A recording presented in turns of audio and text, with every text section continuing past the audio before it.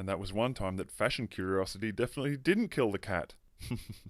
And now with this week's special investigation segment, we're joined by Kent. Hi, Ray. Now, world-renowned evolutionary biologist Dr. Charles Finch is in the country this week, and I believe you sat down with him for an interview. Yes, Ray. As you know, I have a doctorate from an unaccredited Christian correspondence college. So I figured that I would just let the professor know that there is so much wrong with the idea of evolution that it's a wonder that anyone can still believe in it. Sounds like Dr. Finch is about to get educated. Let's take a look. Dr. Finch, thanks very much for joining us today. You're very welcome. Perhaps you could start by telling us what you have against the Bible and why you fight against it so vehemently. No, it's not that I'm against the Bible particularly. I really know almost nothing about it. In actual fact, I'm in the country doing a series of biology lectures at universities, and to be honest, I wish I didn't have to have anything to do with anyone's scriptures. But religious people like yourself bring the argument to us biologists, disputing the evidence and claiming things like, doesn't your religion claim that a God created everything only 1 million years ago? Which is just totally wrong. No. Sorry, on quite a Dr. grand Finch. We scale. believe that the universe was created about 6,000 years ago. Oh, 6,000 years, is it? Yeah, about 6 to 10,000 years. Well, sorry, I thought you guys claimed it was 1 million. But that I'm a little says it all. surprised that you make such a basic error, Dr. Finch. You're meant to be the one like I say, I'm no expert on your religion, and I don't claim to be. But still, 6,000 years or 1 million, I'm afraid the scientific evidence goes against it on a massive scale. Well, look, I just can't accept evolution as a science when it claims that something as complex as a human eye just popped into existence as a product of random chance. That's about as unlikely as a tornado ripping through a junkyard and producing a fully formed Boeing 747. It will just never happen. Of course, that's right. Indeed, it will not happen. And that's not what evolutionary theory claims ever happened. That analogy fails to take into consideration the gradual process of natural selection over many generations. Random changes at the DNA level occasionally produce characteristics that slightly benefit the organism and increase the likelihood of it being able to survive and reproduce. And therefore, the genes responsible for creating those characteristics are kept in the species gene pool to be passed on to succeeding generations, right? Genes that give rise to traits that assist survival get passed on and are built upon over many thousands or millions of generations. So I'm afraid you're using that tornado analogy suggests that you don't have such an accurate understanding of what evolutionary scientists are actually saying. No, you're quite wrong on that. Evolution says that complex things just popped into existence randomly. No, it doesn't. I just explained that. Okay, let's move on. Evolution claims that humans evolved from monkeys. But if that's true, why are there still monkeys and chimpanzees now? That just completely disproves the whole idea of evolution. Well, no. See, because evolution doesn't say that we evolved from monkeys that we see in the world today. Evolution says that we and modern monkeys and chimpanzees share a common ancestor. Over millions of years, different species branched off from this common ancestor on their own lines. Our line eventually But there are gave still rise to monkeys us here as today, humans. so how could we have evolved from them? Look, I just explained that. We didn't come from modern-day monkeys. But you evolutionists say that we did. What? No, I just told you what science has to say about that. Let's move on, shall we? Wait, let's clear this up. I just explained about sharing a common ancestor. Please, Dr. which Finch, is... there are alternative theories that shouldn't be censored. What on earth do you mean by Now, that? we all know that evolution relies on carbon dating to measure the age of everything.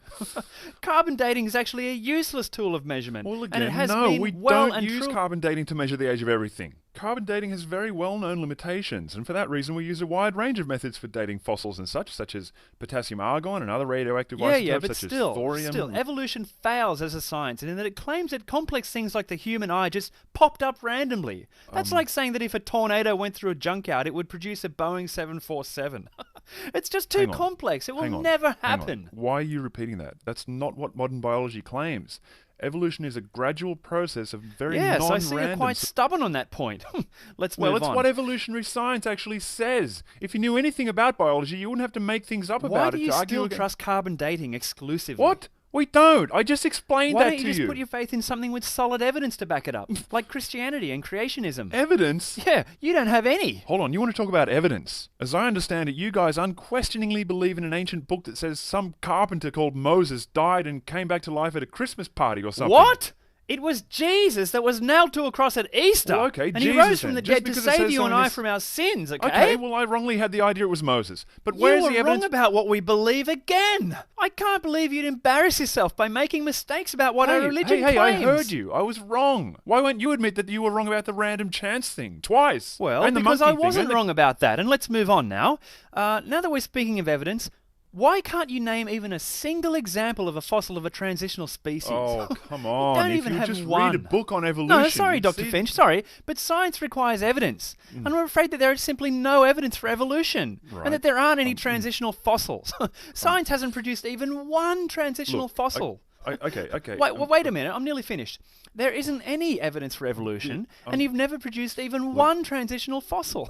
Not even one. Oh, come on. And there's no evidence for evolution, and there are no transitional fossils. There aren't any transitional fossils. Not even one. No transitional fossils. Where's the evidence? There isn't any. There's no evidence for evolution. Not even one fossil of a transitional species. Not even one. Can I just correct you on this? Wait. There's no evidence for evolution or transitional fossils. Go ahead. Yes, science does require evidence. And as it happens, museums around the world are full of examples of intermediate species. If you'd only look! We have fossils like Eusthenopteron and Tiktaalik that show the slow, gradual change from fish to four-footed animals. Sorry, no you don't, Or Dr. Finch. Sorry, nothing yes, like we that. do. And what about the fossils showing the evolution of modern whales via intermediary species such as Pakicetus, Ambulocetus, Tacrocetus, Basilosaurus, all showing the gradual disappearance of the hind limbs and the movement backwards of what eventually became the fossils, blowhole? Dr. Finch. Just name one. Well, yes, there are, and I just did, and I could name many, many more. The fossils of these species show a slow, gradual change over millions of years from one kind of animal to a very But there are no transitional fossils, and whales don't live for millions of years, Dr. Finch. Look, there are no fossils. And the reason that the fossil record doesn't assist you guys is because all of the fossils were laid down in Noah's time. Noah? Isn't that the story of the guy who sailed on a lake of fire for 40 days in a wooden boat? Why didn't the boat just burn up? No, it rained. Water. A flood. Oh, water. Isn't there something in your scripture about a lake of fire or something? Yeah, that's later in the book and it has nothing to do with Noah's Ark. Okay. How can you be so wrong? Okay, I must have had the wrong information on that point. So it was water. Okay. But even given that, it's still utterly ridiculous to claim that a massive flood is responsible for the fossil record being in the state it's in. That explanation is do you realise that there isn't any evidence for evolution? Why do evolutionists like yourself come out and say that the human eye just popped into existence completely at random? Don't you know how unlikely that is? Evolution doesn't say that the human eye sprang up completely at random. Why don't we have... been through this. Sorry, look, why don't we have a fossil of a half penguin, half lizard? Or an animal halfway between a slug and a badger? Because and evolutionary why hasn't a monkey ever given birth to a human? That would be proof for evolution. Each of those things would completely disprove evolution. How can you not understand that? No, Dr. Finch, since a monkey has never given birth to a human, then that means that evolution is incorrect. If a monkey gave birth to a human, the theory of evolution would be utterly demolished. You just called it a theory. You admitted it. Evolution's only a theory. Did you get that? That's hilarious. If it was a fact, it would be called the fact of evolution. Just like scientists commonly refer to Einstein's fact of relativity and the germ fact of disease and the heliocentric fact. Do I need to teach you what the word theory means in science? No, I'm not interested. It's about time you learned a few things, though, Dr. Finch. You think our religion believes that the world was created 1,000,000 years ago? Listen, how many times have I got to tell you? It was 6 to 10,000 years ago. Yes, I heard you. And the Moses thing. Yeah, it was Jesus who rose from the dead, not Moses. Why won't you listen? Well, I did. And Noah, you told me about that too, that he sailed around in a flood. Not on a lake of fire like you think. Hello, I'm trying to teach you certain things. I stand corrected on your claims about these things. Now let's see if you're capable of allowing new facts into that creationist brain of yours. Now, does evolution claim that the eye just popped up at random? Yes. And did we evolve from modern monkeys? No, but evolutionists claim that we did. Oh, okay. Transitional species? Not even one! You can't even name one transitional I'm leaving. species. Any closing statement, Dr. Finch? Yeah, okay. You, sir, are completely ignorant of the basic fundamental facts of the theory of evolution. Let's keep it civil, shall we? If you have to resort to slander and name-calling, then it just shows that you stupid monkey-brained Darwinist Nazi sympathizers have no real argument. Or morals. I'll just sum up by saying that the Big Bang can't have produced everything. Mate, that's cosmology. It's not biology. They have nothing to do with each other. It can't have given us any morals because the second law of thermodynamics would have burned up randomly and monkeys would never have invented DNA. And there are no Boeing 747 fossils that were all laid down in Noah's Ark. Thank you for joining us. Look, buddy, how about you go to a library, open up a book about science, try to learn something. There's no evidence for evolution. Or else no evidence for evolution. There's no evidence for evolution. Bend over I can't and hear you. stick it up your So there it is. He was stubborn, arrogant, and knew nothing about the subject. Why don't evolutionists just accept other viewpoints? They're so militant. They just repeat the same old lines over and over. I know, I'm so sick of hearing the same things from them all the time. It's just frustrating now. I won't debate evolutionists anymore. I think it just gives a bad impression. It kind of falsely elevates them to our intellectual level.